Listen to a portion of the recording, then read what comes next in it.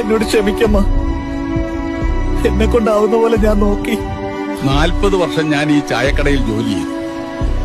ഇപ്പോൾ എനിക്ക് പകരം ആ റോബോട്ടാണ് ചായ ഉണ്ടാക്കുന്നത്. ഇവിടെ ഇപ്പൊ ആരും വരാറില്ല.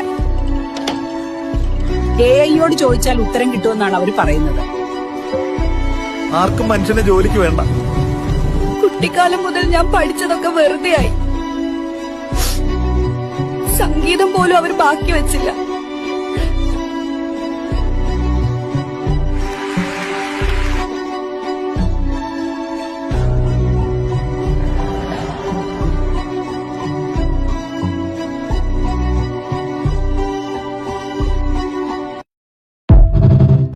സത്യമാണല്ലേ? ഒരു വിധത്തിൽ ആലോചിച്ച സത്യമാണോടാ, സത്യമാണ്. ഇതൊരു സാഡ് റിയാലിറ്റി, അതുപോലെ തന്നെ ഒരു സത്യം കൂടാണ്. നിങ്ങള്